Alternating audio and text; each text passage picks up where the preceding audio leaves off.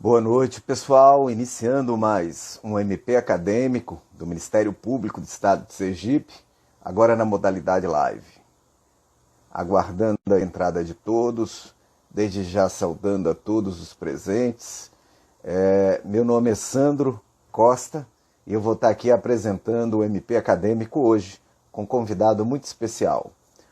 O promotor de justiça do Ceará, especialista na matéria eleitoral, Igor Pinheiro, autor de vários livros. Já estou vendo aqui os colegas entrando, alunos, sejam bem-vindos. Professor Igor já se encontra presente, vamos convidá-los. Maiores.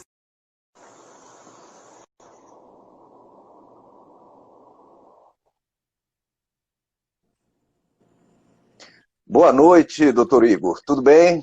E aí, Sandro, tudo bom? Boa noite a todos e todas, né? Como dizem aí no popular, é um grande prazer estar aqui no MP Acadêmico para a gente tratar desse tema tão palpitante em 2020.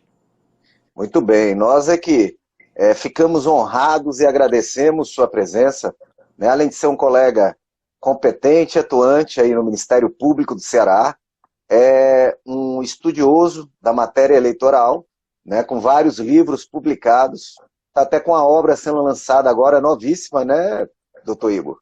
Né? Qual o É, nome da obra? é a nova campanha eleitoral, a coletânea exatamente em cima das mudanças promovidas pela Emenda Constitucional 107 de 2020, em que estou eu, o doutor Henrique Neves, ex-ministro do TSE, o também promotor Rodrigo Zilio, do Rio Grande do Sul, também promotor de Minas Gerais, Edson Rezende de Castro, doutor Igor Jorge, delegado de polícia em São Paulo, que é hoje um dos maiores especialistas na área do combate à criminalidade informática, que tratou exatamente da investigação criminal tecnológica. Então, é uma obra que, de fato, veio aí para fechar a pesquisa de 2020. Muito bem, né? Também está com obras fantásticas publicadas, né? Um tratando só sobre condutas vedadas em campanhas eleitorais, não é isso? Qual o nome do Isso. livro? Condutas vedadas aos agentes públicos em ano eleitoral e crimes eleitorais e conexos, ambas publicadas aí pela editora JH Mizuno, todas na segunda e terceira edição, respectivamente, e livros já citados aí pelo TSE, pelos TRS, e que tem servido aí de norte, graças a Deus, como um guia de orientação para advogados, para promotores, para juízes, candidatos, enfim, todos que estão preocupados em fazer das eleições um jogo de concorrência limpa, leal e honesta.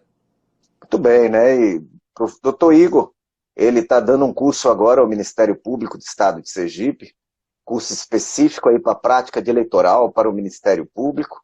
Está sendo um curso muito bom, muito profundo, né? Aproveitamento grande aí dos conhecimentos do professor Igor Pinheiro, né? Antes de iniciarmos, né, importante ressaltar aí, o doutor Igor é especialista, mestre e doutor, né, doutor em Ciências Jurídicas pela Universidade de Lisboa, coordenador de diversas pós-graduações do Renato Saraiva, mais aqui de 4 que eu estou contando, né, além desses livros todos, que são livros bons, né, já tive a oportunidade, inclusive, de ter acesso à obra do Dr. Pinheiro, e nós recomendamos aí. Eleitoral é uma área, né, que eu diria que ela é trabalhosa em direito, porque eleitoral, ele muda, a cada 2 anos mudam as regras. E aí aquela base, né, que é uma área onde basicamente o TSE faz resoluções, às vezes, que valem mais até do que a própria norma. Então, uma área em que as pessoas que atuam, os operadores que atuam nessa área, têm que estar se atualizando diariamente.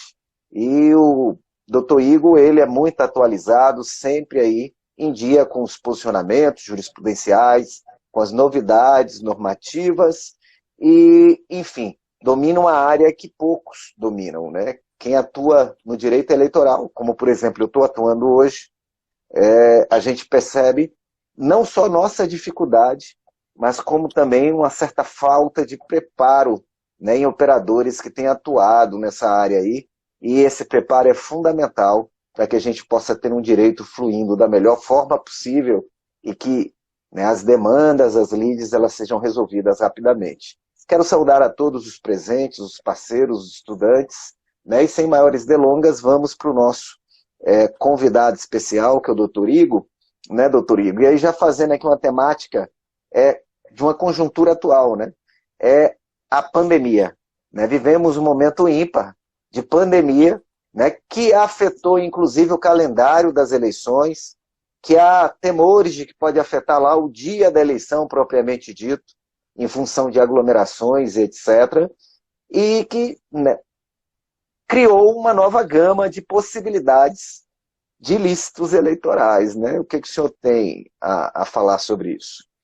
Sandro, infelizmente fomos aí acometidos pela pandemia da Covid-19 e a política ela é dinâmica, né? Já diz o ditado. E Maquiavel, que é o grande inspirador, ainda que inconsciente, dos políticos brasileiros, traz aí a lição de que na política vale tudo, inclusive se aproveitar da desgraça humana, da situação de miserabilidade, para tirar proveito. E foi isso que nós vimos aí nesse período de isolamento social, em que efetivamente os políticos proibidos de terem maior contato com a população passaram a adotar uma estratégia também decorrente de marketing político eleitoral já consagrada, da caridade. Na verdade, o ano eleitoral ele faz surgir, ele faz brotar, ele faz aflorar com maior intensidade esta caridade dos candidatos, ou dos pré-candidatos, melhor falando,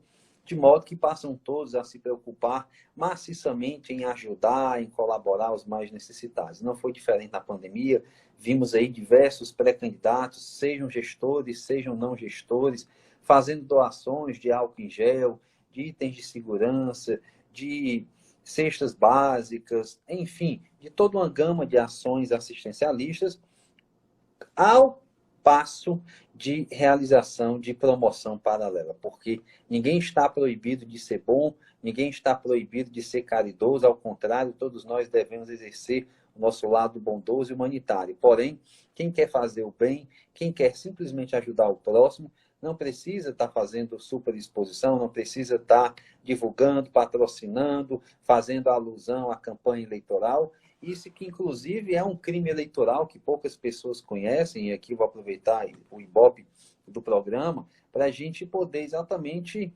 esclarecer. O artigo 334 do Código Eleitoral traz um dos dois crimes eleitorais que tem pena de cassação de registro ou do mandato.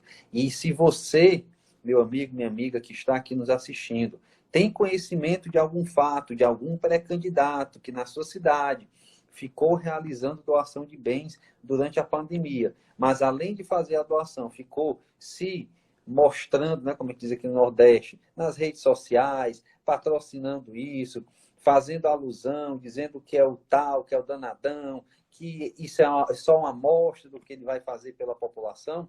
Comunique, procure o promotor da sociedade, mande uma denúncia anônima, mande um direct, um e-mail, uma carta anônima, mas não fique calado, porque é esse tipo de gente que nós não queremos na política, porque nós precisamos de pessoas na política que estejam, de fato, tão somente preocupadas em trabalhar no interesse público, né, na satisfação das necessidades alheias, sem qualquer espécie de vantagem. Então, anotem aí, artigo 334 do Código Eleitoral, é um crime de alta potencialidade, porque tem pena de cassação do registro do mandato, e certamente, se você der uma pesquisada aí no Instagram, no Facebook, dos pré-candidatos da sua cidade, você vai encontrar alguma conduta que se assemelha a isso que eu estou dizendo. Não é não, Sandro?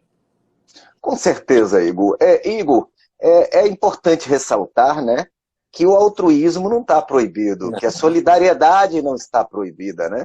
E aí eu estava assistindo na sua aula, inclusive, né? Você próprio presente como autor, né? Que quem faz o bem não precisa ficar divulgando, né? Como é que você explica isso? Exatamente, né? Isso, para quem acredita, isso é uma lição bíblica, né? A mão direita dá e a esquerda não precisa saber que está dando. Mas, infelizmente, o político sobrevive dessa estratégia de caridade exacerbada com aproveitamento. E nós temos que ficar atentos.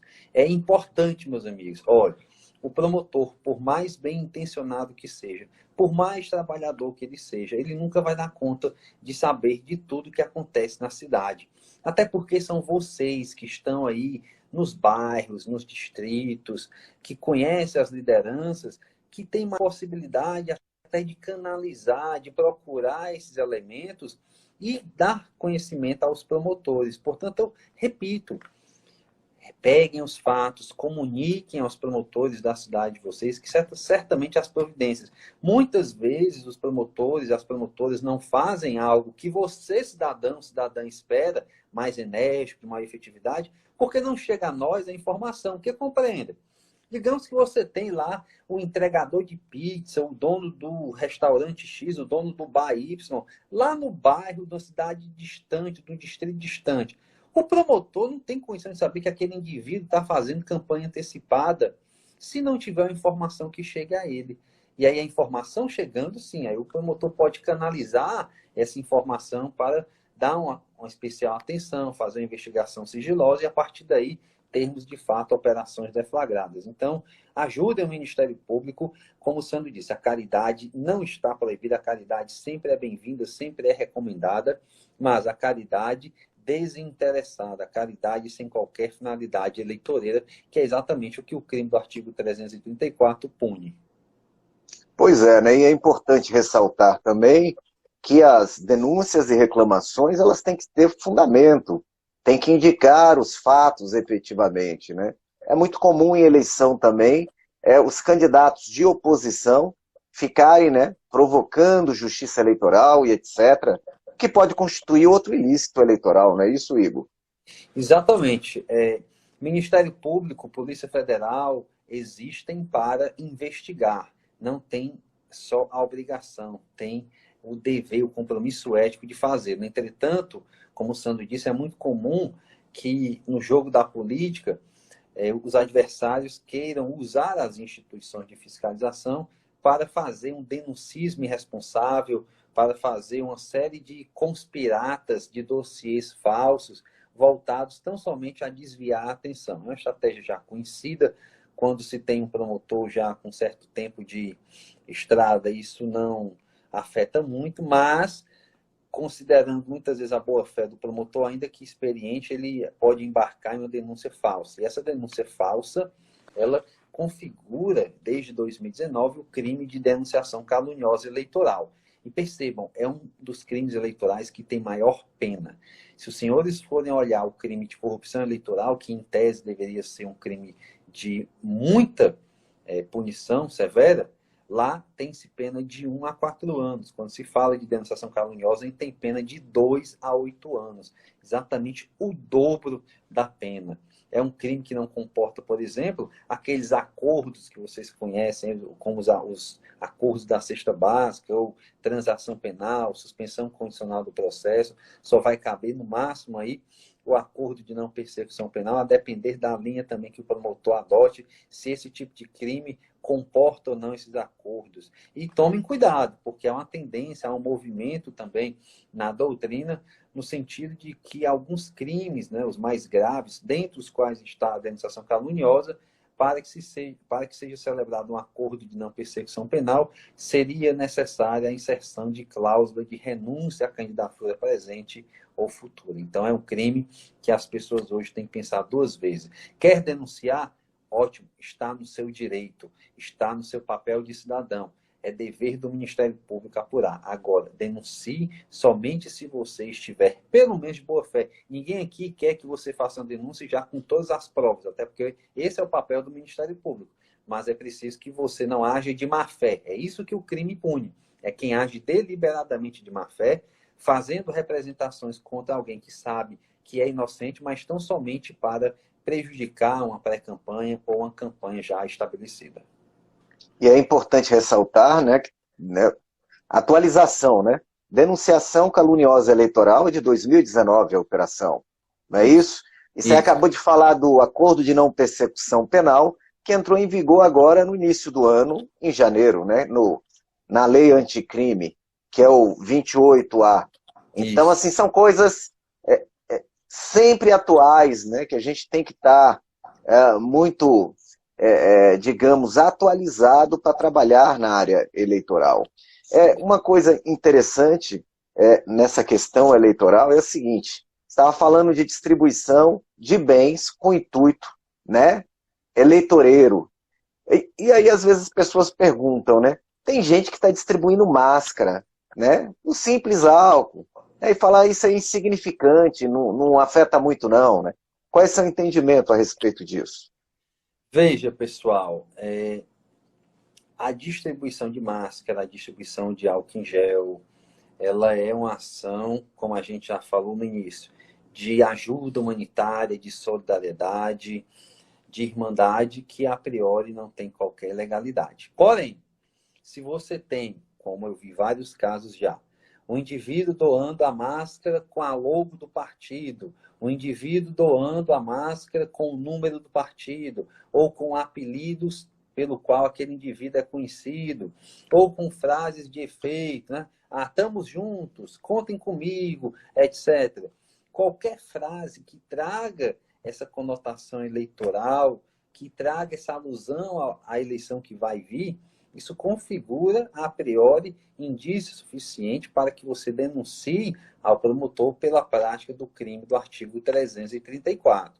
Mas, não só no crime fica essa questão. A gente tem aí também a perspectiva de um ilícito cível chamado abuso de poder econômico, que é exatamente quando um pré-candidato ou um candidato se vale de recursos financeiros ilegais ou em excesso para patrocinar a sua pré-campanha, desequilibrando a igualdade de oportunidades, que é muitas vezes o que esse tipo de comportamento procura fazer. Né? A gente sabe que quem recebe brindes, quem recebe doação, gera uma sensação, primeiro, de gratidão, e segundo, de esperança, de expectativa de que se aquela pessoa for eleito, continuará esse tipo de comportamento. É por isso que se pune tão severamente quem é condenado, por exemplo, por abuso de poder econômico, ficando até 8 anos inelegível, quem é punido com crime de cassação do registro do mandato, está no crime do artigo 334, e assim por diante. Então é importante, de fato, que vocês vejam essas situações, tá bom? Ô Igor, tem umas duas questões, mas vamos lá. Primeiro, em relação à pandemia, né? Em termos gerais, o que mudou nas eleições de 2020 até esse momento? A gente pode dizer que, de fato, a pandemia ela mudou a forma de fazer a pré-campanha, porque o corpo a corpo, né, o chamado corpo a corpo, o contato, as visitas, as reuniões, ficaram de stand-by, ficaram sobrestadas por um bom tempo. A gente já começa a ver o retorno de reuniões políticas, que são reuniões políticas, digamos, criminosas. Criminosas porque descumprem o artigo 268 do Código Penal, é importante dizer isso. Nós temos ainda uma situação de quarentena. Há uma flexibilização, mas a orientação geral, né, não dá para falar para o Brasil todo, mas a orientação geral ainda é de isolamento social, de só haver reunião ou saída das pessoas em caso de necessidade. E aí, quando você se depara com fotos, com postagens de dezenas ou centenas de pessoas reunidas na casa para um churrasco, para um jantar, para um comício pré-eleitoral, isso de cara já é crime, crime comum, né, crime eleitoral, do artigo 268 do Código Penal. E, exatamente por essa restrição das reuniões, dos encontros promovidos pelo isolamento social do coronavírus, surgiu essa exacerbação, que já era uma tendência, da campanha ou da pré-campanha virtual. Os candidatos, pré-candidatos, tiveram que efetivamente migrar para uma ação mesmo massificante nas redes sociais. Tanto que vocês, se tiverem a curiosidade de consultar aí o Instagram, o Facebook dos pré-candidatos, vocês vão ver a quantidade de postagens aí do final de fevereiro, começo de março para cá. Porque não havia outra forma de fazer. E, meus amigos, há um ditado básico, né, na política que diz que quem não é visto não é lembrado. Então, a exposição, a superexposição nas redes sociais foi a forma que se encontrou para isso. E essa foi a primeira mudança, efetivamente, que você pode apontar aí para as eleições de 2020. A segunda foi mesmo decorrente aí da alteração do calendário eleitoral, que trouxe inúmeros reflexos, né, com a postergação de diversos eventos, como propaganda eleitoral, convenções partidárias, etc., que tem repercussões práticas, indo até mesmo a questão da diplomação lá em 18 de dezembro, tá bom? Pois é, e uma questão interessante, né, que você está comentando hoje no curso, que eu achei interessante. Há um costume, né, de se fazer aquela lei seca no dia da eleição. Eu gostei muito dos seus comentários. Se você puder fazer essas considerações agora. Meus amigos, vejam, não existe lei seca. É bom a gente deixar sempre muito claro. A gente sabe que quanto menor a cidade, maior a rivalidade, maior a tensão da campanha eleitoral.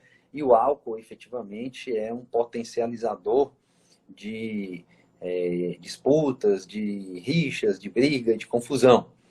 E calcado exatamente nessa premissa básica da realidade, muitos juízes eleitorais e promotores comungam do entendimento de baixar a lei seca via portaria dos juízes, proibindo a comercialização de bebida alcoólica no dia da eleição, determinando o fechamento de bares, de estabelecimentos de bebida alcoólica, etc. A despeito de toda a boa vontade, de compreensão perfeitamente do que se quer com isso, a gente, num Estado de Direito, como o que nós vivemos, temos que seguir as regras do jogo. E a Constituição Federal, no seu artigo 5º, inciso 39, diz claramente que não há crime sem lei anterior que o defina, nem apenas sem prévia combinação legal, dispositivo repetido pelo artigo 1º do Código Penal. Então, meus amigos, portaria de juiz não é nada, não tem validade jurídica nenhuma para que você, dono de estabelecimento comercial, fique proibido de abrir o seu comércio no dia da eleição.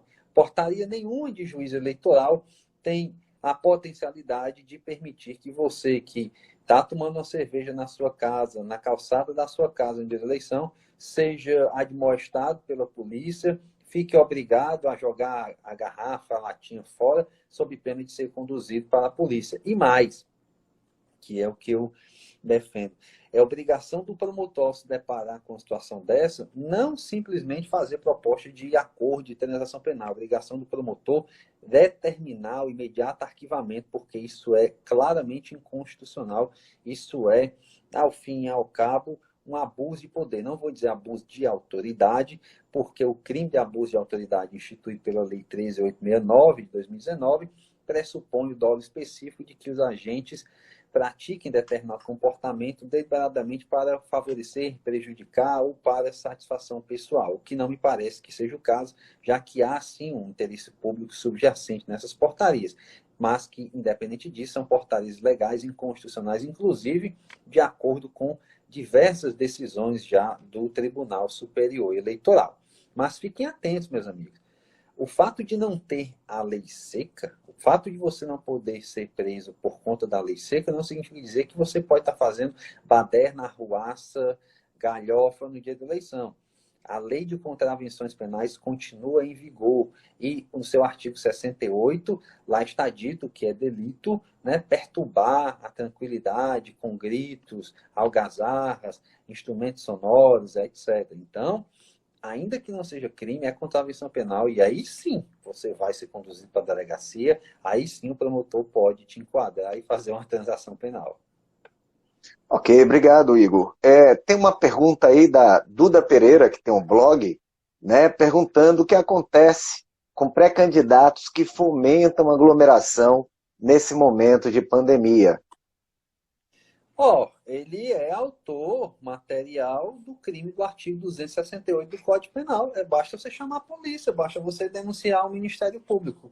O fato dele ser pré-candidato não autoriza ele estar indo de encontro às orientações sanitárias. Se na sua cidade, efetivamente, há um ato, né, normativo do prefeito ou do governador dizendo que aquela localidade está em regra de isolamento social ainda moderado e que estão proibidas as aglomerações, descumpriu ou estimulou o descumprimento, é crime, ou no mínimo incitação ao crime. Então fica fácil aí. O Arthur, grande Arthur aí lá de Xeramobim, foi estagiário quando era promotor lá, viu, Arthur? Em sua homenagem aqui à prisão.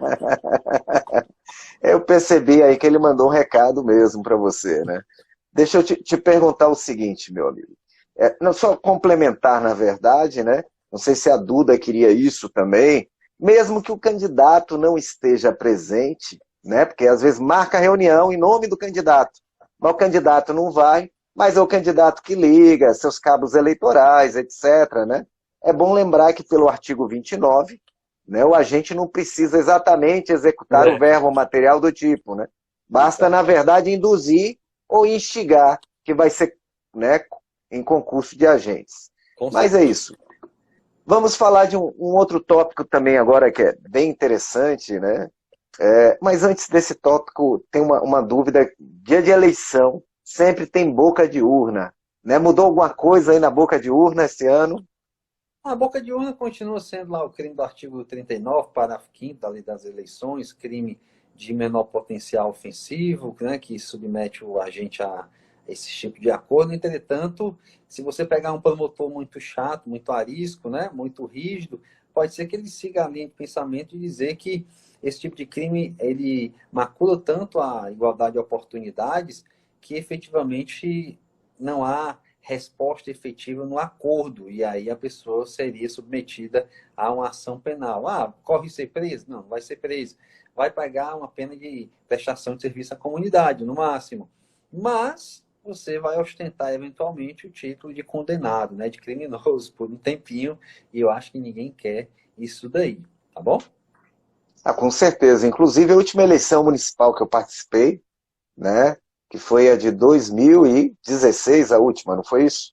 Não, Isso. é 18. isso mesmo.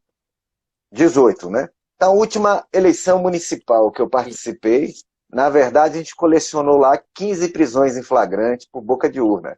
Né? Mas as outras 15 que o comandante do batalhão lá também prendeu, ficaram 30 para transação penal, né? E a metade dos recursos arrecadados foram para ir para Almir do Picolé. Mas todos lá aprenderam que boca de urna não pode, gente. Tem regras no jogo. Não dá É. para ignorar essas regras. Agora, uma outra questão importante é a seguinte: existe, né, na Lei 9.504 algumas condutas que são restritas, que são vedadas a agentes públicos, né? E você tem uma pesquisa, uma obra que trata basicamente disso, né? Eu queria que você falasse sobre esse tema para a gente, por favor. É verdade. A Lei das Eleições, entre os artigos 73 e 77, traz uma série de limitações à ação dos agentes públicos em eleitoral, exatamente para que se evite o uso da máquina pública. O Walter, só responder o Walter aqui, a distribuição de camisas da cor do partido antes do dia da eleição pode configurar crime? Veja, Walter, o artigo 39, parágrafo 6º da Lei das Eleições proíbe distribuição de material gratuito de propaganda. Isso é um ilícito cível que submete o agente ao recolhimento do material. Se é um simples ato de doação para correligionários no dia da eleição, fazerem movimento coordenado de cores, isso daí a priori não é crime, mas você precisa lembrar que no dia da eleição, o indivíduo pode usar a blusa do seu partido, do seu candidato. Então, se você é petista, você pode ir com a blusa do Lula livre, Lula não sei o quê, Dilma heroína. Se você é anti-PT, você pode ir com a blusa do Bolsonaro, com a blusa do mito, com não sei o que mais. Se você não é nada, você pode ir com uma blusa branca, dizendo que prende todo mundo, é anarquia, você tem o direito à livre manifestação. Mas a sua manifestação no dia da eleição é estritamente individual e silenciosa. Se você gritar o nome do candidato ou do partido de eleição, você pode e deve ser preso, porque a manifestação é individual e silenciosa. Você pode ir todo apapagaiado, com o boné, com o óculos, com a máscara, com a blusa, com a bermuda, com o brinco, com a pintura no rosto, calado. Se falar número e nome de candidato, é crime. Agora, se você tem o direito de ir calado, todo apapagaiado, você não tem o direito de fazer ajuntamento, aglomeração de gente para fins de propaganda ostensiva de uma determinada candidatura, porque você pode ser enquadrado no artigo 39, parágrafo 5º, inciso 2, tá bom? Da Lei das Eleições. Então, a gente tem que saber exatamente separar essa situação, beleza? Muito bem, foi Então, ótima sua pergunta. se tiver em vigor esse isolamento no dia da eleição, a aglomeração vai se enquadrar, teoricamente, em dois tipos agora, né? No 268 e nesse aí da Lei 9.504, né? Interessante isso. Só agradecer a Walter aqui, saudá-lo. Walter é colega nosso do Ministério Público de Sergipe, lá de Laranjeiras, está fazendo curso com a gente também, né? E saudar aí nossa colega Joelma, está fazendo a pergunta agora, que é a coordenadora do Centro de Apoio Operacional às Promotorias Eleitorais do Estado. Então tá aí, Joelma, com a pergunta. Fique à vontade para responder. E aí, grande Joelma, esse ano com o uso de máscaras vai ser difícil não aglomerar. É verdade, vai ser difícil, né? Mas cabe aí a nós, promotores, né, diligenciarmos, até fazermos campanhas de esclarecimento. Aliás, é muito importante iniciativas como essa aqui do Sandro, do MP Acadêmico, de trazer o Ministério Público para perto da sociedade, isso é indispensável, porque o nosso objetivo não é sair por aí punindo as pessoas, prendendo as pessoas. O nosso objetivo é manter a legalidade. E muitas vezes as pessoas cometem atos ilegais, até criminosos, desconhecendo. Essa é a verdade, né?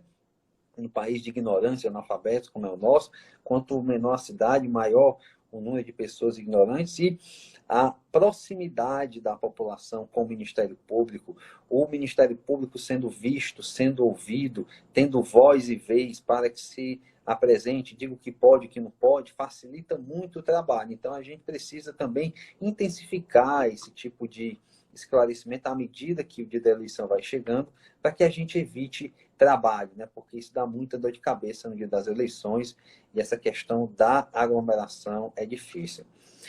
A Joelma disse que não creio nessa ignorância. Eu sou muito cético também, sabe, Joelma? Eu sou uma pessoa que não entra naquela discussão do sexo dos anjos, de quem nasceu primeiro, o ovo, a galinha, se a pessoa vende o voto porque tem quem compra, ou só tem quem compre o voto porque tem quem vote. Eu costumo dizer que isso é uma simbiose criminosa e que a gente nunca vai encontrar uma resposta exata, mas eu ainda acredito que algumas pessoas efetivamente agem por ignorância. Não as principais, não, né, aquele cabo eleitoral profissional. Não à toa, né, a gente sabe que véspera de eleição as pessoas adoram ir para a calçada olhar para o céu, acho que esperando, né, a passagem de um meteorito, né, de um cometa, né, alguma coisa nesse sentido, né? E aí, se você me permite, tem até um episódio que aconteceu comigo e Fique à ele é vontade. ele é muito caricato. Na verdade, são dois, mas vou contar só um por causa do nosso tempo. Certa vez eu trabalhei numa comarca chamada Trairi e depois de 6 meses, eu lembro demais, eu comecei em janeiro lá, que fui promovido, e aí, quando cheguei em janeiro, a primeira coisa que me disseram foi, cuidado, o juiz de lá é um bandido. Aí eu disse que isso que é uma recepção. Aí quando cheguei na cidade, primeiro dia que eu cheguei, uma pessoa me procurou e disse, doutor, o juiz é um bandido, eu tenho prova contra ele. Aí, sei que a coisa caminhou, e no frigir dos ovos só ficou eu. Eu consegui afastar o juiz, consegui afastar o prefeito, consegui afastar o delegado, consegui afastar o comandante da polícia. Foi todo mundo, só ficou eu. E aí veio todo mundo substituindo. Aí estava todo mundo pianinho no dia da eleição. E o juiz que chegou lá para substituir esse juiz, que hoje é ex-juiz, foi demitido, aliás, é o primeiro juiz demitido, exonerado da história do Ceará. E eu e o juiz estávamos fazendo aquela famosa ronda, né? Aquela volta na véspera da eleição. E lá para as 11 horas, 11h30 da noite, passamos numa comunidade bem distante e todo mundo na calçada de novo, lá, né, olhando para o tempo, para a paisagem. E aí eu disse, olha, doutor, vamos aqui fazer um teste. Aí eu desci com os policiais federais, aí disse, pessoal, é o seguinte, nós estamos aqui no patrulhamento atrás de membros perigosos. pessoas que cometem crimes graves. E o ideal é que vocês entrem aí para casa, até para facilitar a nossa atuação, porque vocês aqui na calçada, às vezes pode ser até um desses bandidos, né, camuflados, infiltrar no meio de vocês, e a gente não pode. Mas, doutor, o que é e tal? Eles pensando, né, que era assaltante, traficante, estuprador. Eu disse, não, mas eu não posso entrar em detalhes, mas são pessoas extremamente perigosas. Os crimes que eles praticam são graves. Ah, tá bom, depois de muita resistência, todo mundo foi entrando, foi entrando. Aí, perfeitamente, entrou todo mundo. Aí nós saímos da localidade, deu assim uns 10 minutos, eu disse, vamos voltar lá de novo agora. Quando voltou, estava todo mundo na calçada novamente, esperando o cometa Halley, né? Todo mundo sabe que é o cometa Halley que passa no sábado para domingo da eleição. Então, isso, infelizmente, é uma realidade e o eleitor não contribui. Mas a gente precisa, né, fazer o nosso papel e criar uma cultura cívica, né? Criar uma cultura de, pelo menos, ética, de tentativa aí, de formação de novos cidadãos que não sejam tão viciados como os antigos. Eu sei que as pessoas que já estão no contexto da vida eleitoral há um tempo têm essa cultura, têm essa tradição e é muito difícil da gente arrancar. Mas vamos em frente, né? A gente não pode entregar aí o jogo de véspera. Pois é, meu amigo. E vamos então para as condutas vedadas, né, que a gente falava. Pois é, nas condutas vedadas nós temos alguns comportamentos interessantes e que merecem, de fato, a atenção. Vou começar pelos que vão incidir a partir de... Hoje é 13, né? É a partir... Ou é 14, Sandra? Eu estou tão off. Hoje é 14. Hoje é 14, amanhã, meus amigos. A partir de amanhã, nós Olha, temos aí condutas vedadas que estão efetivamente proibidas e que vocês podem fiscalizar facilmente. Número 1, artigo 77 da Lei das Eleições, segundo o qual é proibido qualquer agente público que seja pré-candidato comparecer à inauguração de obra pública, né? Na verdade, os gestores têm um grande tesão, me perdoem a palavra, mas eu não consigo encontrar outra que melhor enquadre, é um tesão, é uma tara, uma necessidade de fazer inauguração de obra pública no ano eleitoral, principalmente ali nos 3 meses. Não à toa o legislador proibiu. E fazer inauguração 3 meses antes é efetivamente conduta vedada que sujeita o indivíduo à cassação do registro ou do mandato. Outra conduta vedada, artigo 73, inciso 6º, a linha B, segundo o qual, nos 3 meses, portanto, a partir de amanhã, não pode ter publicidade institucional, não pode ter aquelas matérias da prefeitura dizendo, vai ter a caravana de não sei o que, da escola, não sei o que, não pode. Vai ter a distribuição de leite, não pode. O único tipo de publicidade institucional que está autorizada a partir de amanhã e por força da emenda constitucional 107 de 2020 é aquelas que sejam relacionadas com o coronavírus. Então, pode todo dia o município fazer publicidade, dizendo, boletim epidemiológico, tantos casos, tantas mortes, tantas curas, continue em casa, use máscara, isolamento social, a vacina está assim, chegou a vacina da China, chegou a vacina da Rússia, não sei quem descobriu a vacina da Rússia é fake, a vacina da China é fake. Matérias que tragam informação que sejam relevantes para a questão do coronavírus.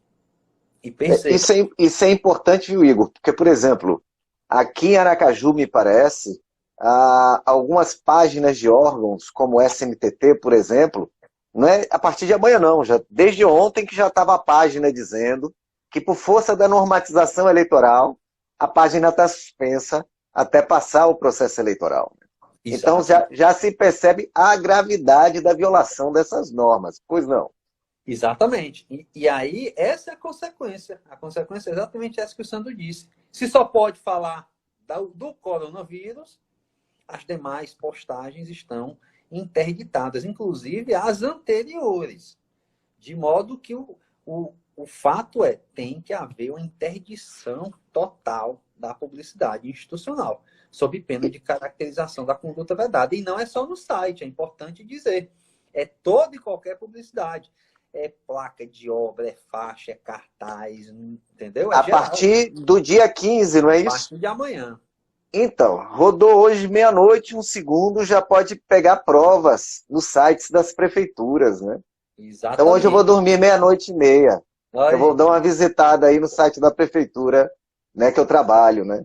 tome Enfim. print, tome, né, Ctrl+C, Ctrl+V, copia a URL, né, e aí filma, né, que esse povo é... Enquanto até você está falando aqui, eu vou acessar o site para ver o que Aí, eles já fizeram.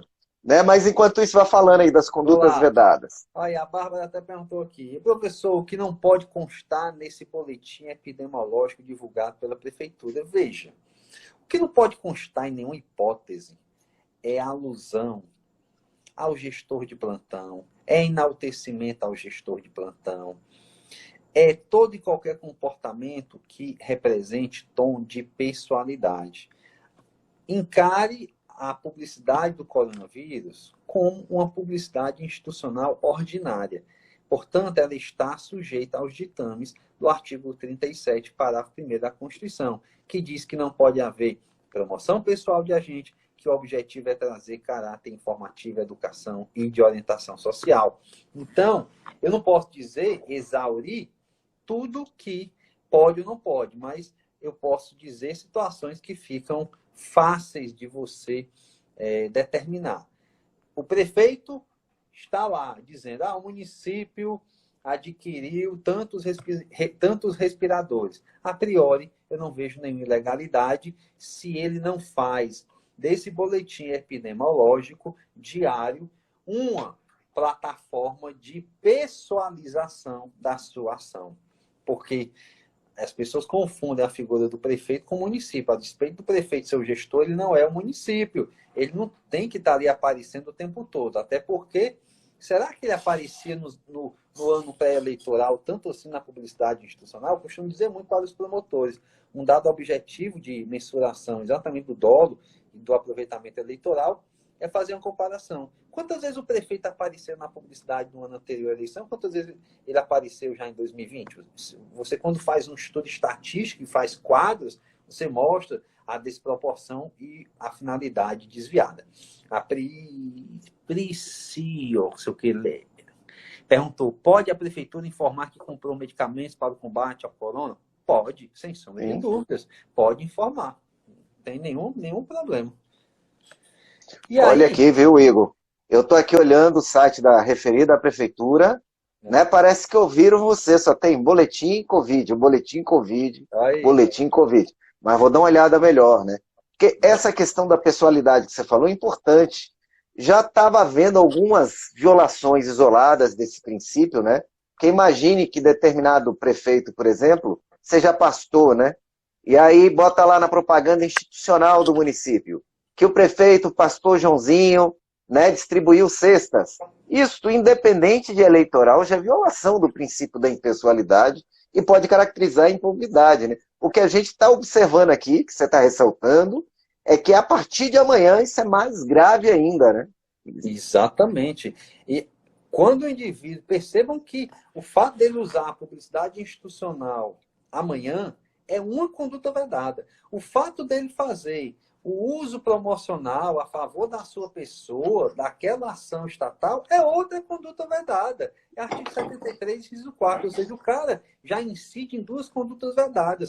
Potencialmente, ele vai poder perder o cargo dele, o registro, o mandato, se ele for vitorioso, já por conta disso. Por isso que é importante o acompanhamento. E quando eu digo que é importante o acompanhamento, é porque, às vezes, o cara faz uma coisa, o cara posta, e aí tem uma repercussão muito grande, e o cara vai e apaga. Isso já aconteceu muito comigo. Por isso que eu digo, é o princípio da oportunidade. Você tem que ter ali meio que um ritual, olhar todo dia. Verificou, já bate o print, já copia o URL. E isso é importante, porque quem está falando com estudantes e até com operadores que vão atuar aí, né? A resolução que trata da propaganda eleitoral, ela coloca como um dos requisitos para que a representação de propaganda seja conhecida, que se junte lá o URL, o endereço completo, né, daquela informação da rede social. Então, isso que Igor está falando é muito importante. a gente tem que registrar, né, a URL, a data, tem que fazer de forma que depois possa se verificar a autenticidade, né, e a credibilidade daquela informação que está sendo juntada. Isso é importantíssimo. Exatamente. Então, as principais, meus amigos, seriam essas que incidem a partir de amanhã.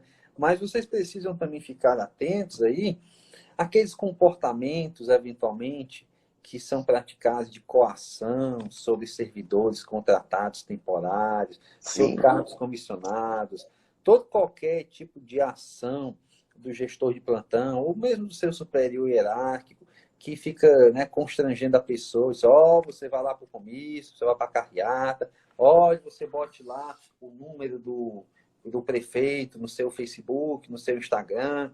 Tudo isso pode caracterizar o crime do artigo 300 do Código Eleitoral, ou, na melhor das hipóteses, ou pior, dependendo do ponto de vista da pessoa, o crime de constrangimento ilegal, sem prejuízo, né, do ilícito de abuso de poder político, que também sujeita o indivíduo à cassação do registro ou do mandato, tá bom?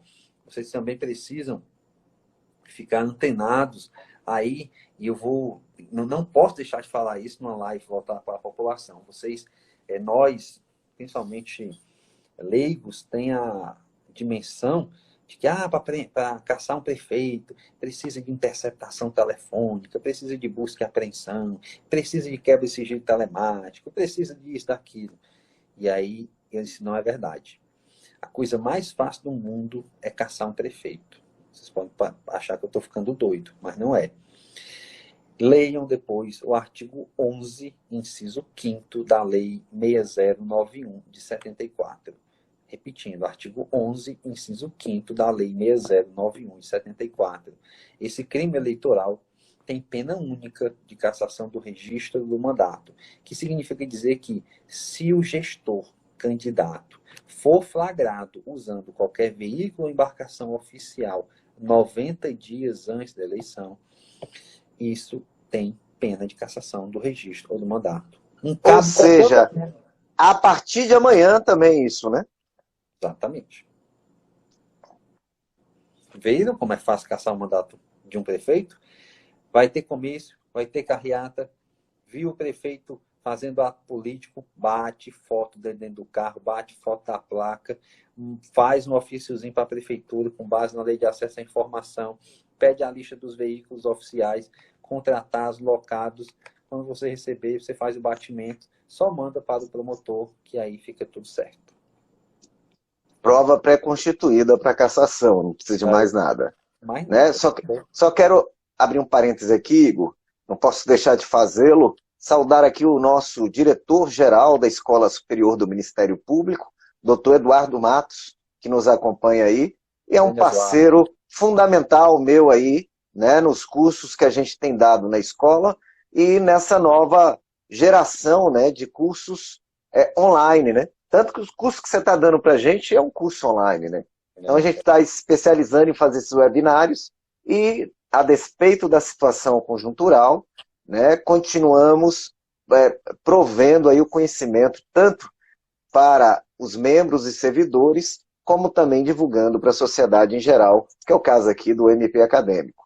Saudar também nossa colega, doutora Maria Helena, que é secretária-geral do Ministério Público e é frequentadora assídua aqui do MP Acadêmico. Né, Heleninha, um beijo. Então, como você também aqui está, né? Doutor Rafael, lá do Conselho Nacional, mandando um abraço para o senhor. Rafael é promotor aqui de Sergipe e está lá no Conselho Nacional do Ministério Público. É isso, meu amigo. Então, desse detalhe aí do carro é importantíssimo, né? E aí daí eu já pego um outro gancho. O uso de bens públicos para fins eleitorais. Como é que está isso? Pois é, o artigo 73, inciso 1, ele veda taxativamente o uso de bens móveis e imóveis próprios, locados, cedidos para fins eleitorais. Nós temos algumas exceções, é verdade, mas a priori usou bem público para fins de campanha, para fins pré-eleitorais, é conduta vedada, sujeito o indivíduo à cassação do registro ou do mandato. As exceções, a mais conhecida de todas é exatamente a cessão de prédios públicos para a realização de convenções partidárias. Via de regra acontecem aí nos ginásios municipais ou mesmo nos edifícios das câmaras municipais. Porém, vocês precisam ficar atentos porque com a questão da pandemia, nós podemos ter aí uma situação inusitada que não está contemplada na lei, é uma interpretação exatamente conjuntural, que a gente até colocou aí no livro sobre a nova campanha eleitoral, que diz respeito às convenções virtuais.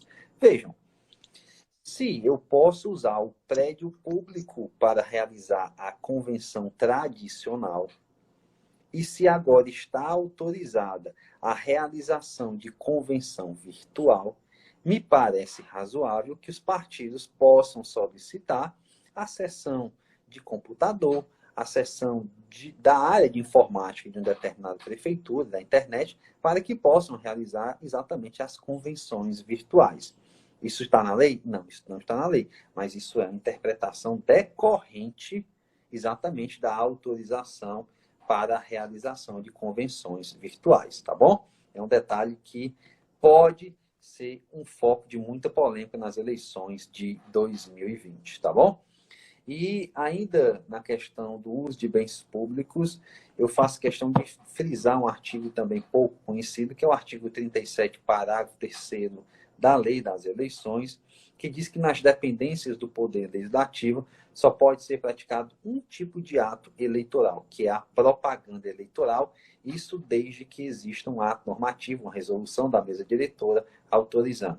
Então, aquela postura, muitas vezes, tradicional, de usar o gabinete do vereador, o gabinete do deputado, para deixar as fichinhas de filiação partidária lá do partido que ele é vinculado, é crime eleitoral, é conduta vedada e não pode, tá bom?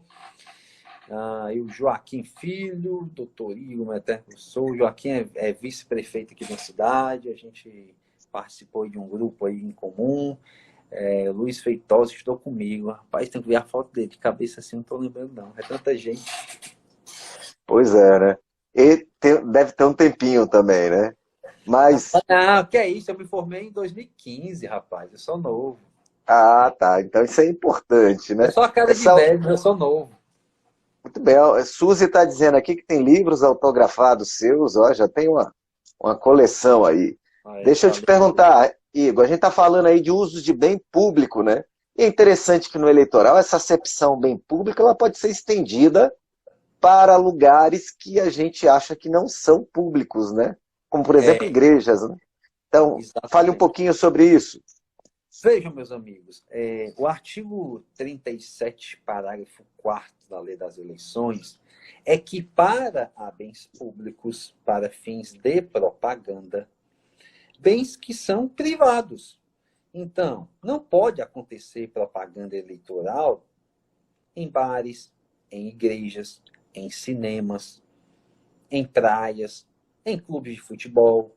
Em clubes de futebol porque o clube de futebol não pode financiar a política.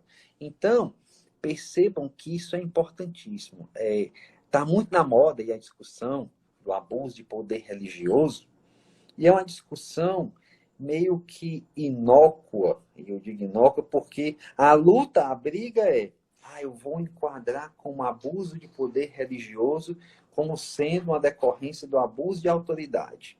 Mas, independente disso, o uso da estrutura de uma igreja para fins eleitorais, ela é vedada desde sempre. Está na lei eleitoral.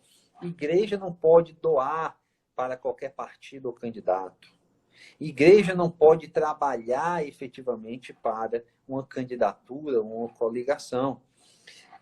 O candidato do pastor, o ungido lá, né, a representação divina lá da igreja, né, que escolhe aquele indivíduo, não pode estar fazendo oba-oba no palco, na hora do culto, antes do culto, depois do culto, ou antes da missa, depois da missa, né, para não ser preconceituoso, porque padre faz isso, pastor faz isso, ubanda faz isso, espírita faz isso, todo segmento religioso faz isso, isso não é algo específico da igreja evangélica, né? Há um preconceito muito grande nesse ponto, mas todas fazem, é porque a igreja evangélica ela expõe mais, principalmente por conta aí desses programas televisivos e também porque, de fato, há alguns pastores que, infelizmente, muitas vezes excedem aí o justo paga pelo pecador. Mas em ambiente religioso, seja ele qual for, não pode ocorrer propaganda eleitoral. Se acontecer, é ilegal. Se houver uso da estrutura pública, isso vai ser configurado como abuso de poder econômico, por exemplo.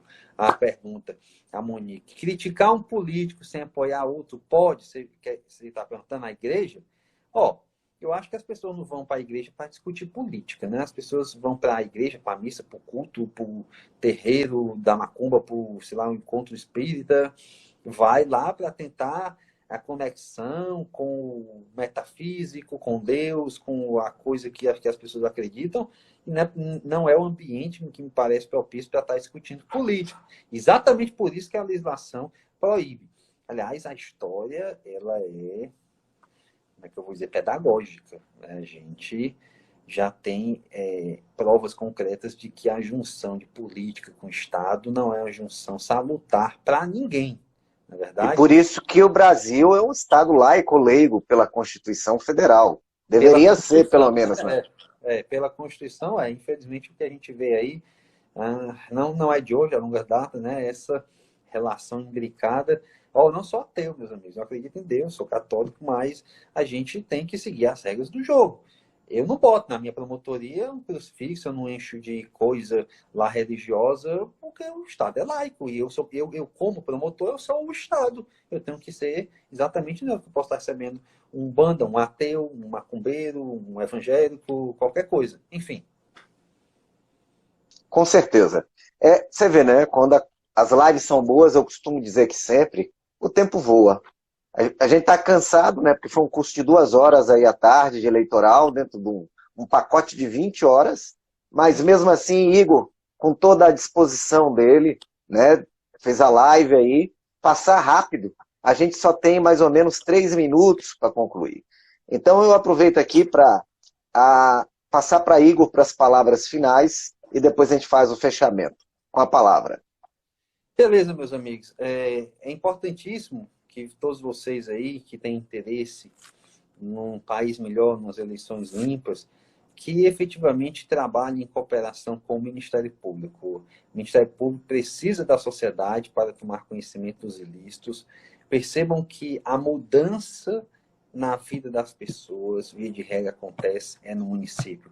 São 5.570 municípios aí no nosso Brasil, que eu costumo dizer que, via de regra, são 5.570, né, ambientes propícios para o desvio do dinheiro público, mas que se nós, todos nós, pessoas de bem, interessadas em mudarmos a história do nosso país, nos unirmos e fizermos uma ação conjunta, isso pode mudar. Mas só depende de vocês no dia 15 de novembro. Então, façam a parte de vocês, que o Ministério Público certamente vai fazer a deles.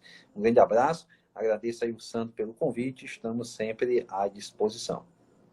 Ok, eu agradecer primeiramente, né, ao doutor Igor Pinheiro por ter aceito esse convite, né, apresentado essa live maravilhosa aí, mostrando para a sociedade como é importante que a gente fique atualizado das questões eleitorais e também o papel dos operadores, principalmente do Ministério Público, que é fundamental para a defesa do sistema jurídico, né, como um todo, e que atua na eleição como um importante fator de diferenciamento em relação ao pleito, essas questões conjunturais da pandemia, entre outras. Quero aí agradecer a todos os colegas que participaram, vi Carla Rocha, vi Silvia, vi Maria Rita, né, entre outros, e quero agradecer também aos estudantes que participaram, que são os nossos parceiros fundamentais, que o MP acadêmico, ele visa, na verdade, esse contato com os estudantes do Estado como um todo. E a gente gosta exatamente de ver o resultado dessa receptividade. Então, obrigado a todos, boa noite. Obrigado, doutor Igor, novamente. Até a próxima. Valeu, pessoal. Rafael, um abraço, tudo de bom. Esqueci de mandar saudações para você. Tudo de bom.